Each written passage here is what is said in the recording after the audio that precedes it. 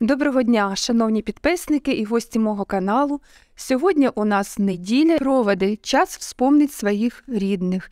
І хочу розказати, як це у нас проходить на Одещині, іменно в моєму селі. Це Одеський район. Проводи йдуть після Пасхи через неділю. До провід ми спекли іще трошки свіжих пасок, щоб роздати людям, бо ті вже постояли з чистого четверга, вони вже трошечки стали не такі свіжі і м'які, хотілося людям дати свіжішу паску. Що хочу розказати вам, які у нас взагалі були традиції раніше. Раніше в нашому селі не було церкви, не було батюшки. Це ще було, як говориться, те комуністичне время, яке я застала.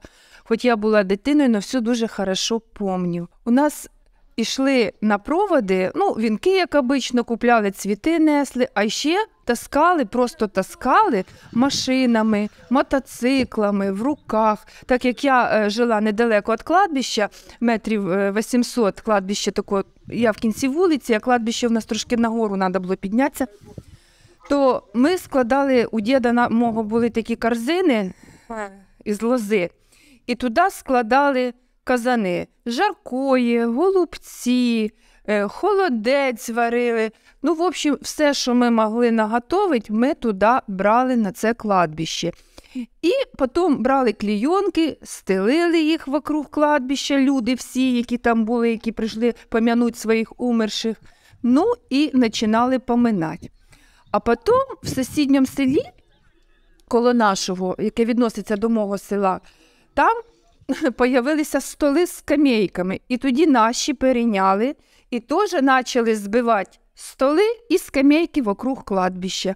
І вже були застолья, сідали, брали вино, водку, коньяк, все, що горить, сідали і поминали некоторі так, що оставались до вечора, а так як я недалеко жила від кладбища, то мені було чути ті пісні, а некоторі навіть не могли з кладбища і уйти, там оставалися ночувати. Оце таке було у нас поминання на проводи, це було раніше.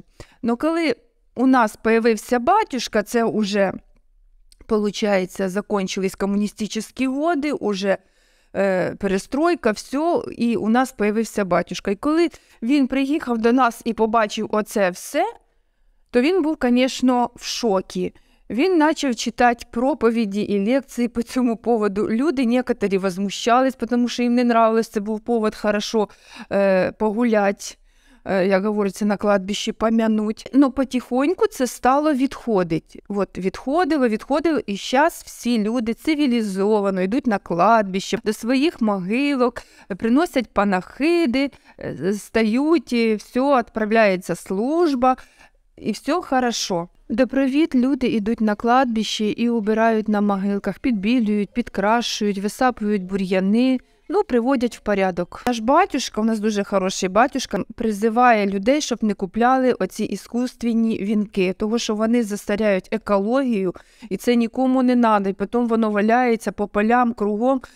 І люди палять, і цей запах такий стоїть, пластмаси, воно нікому не треба. Просить, щоб люди насаджували, у кого відкриті могили, насаджували цвіточки або несли живі букети. Ми традиційно несемо на кладбище, звісно, Пасху. У нас збирається одна велика панахида. Наприклад, купляється блюдо, ставиться на блюдо полотенце хороше, на полотенечко ставиться паска.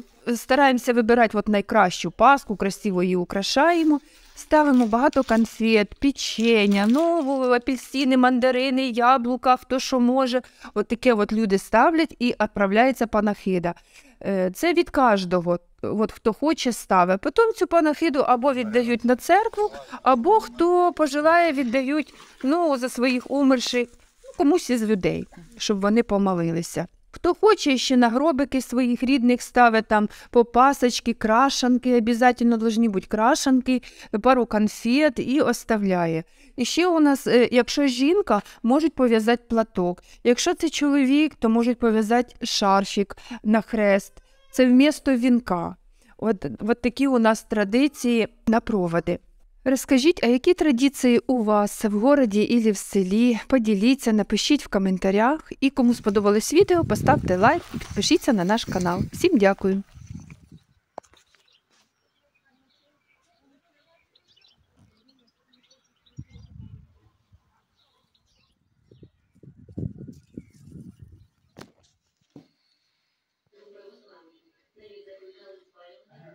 Бинт такий еластичний, ну, бинтик такий. Треба голубчики підігріти, мабуть. Спросить в нього, що він буде.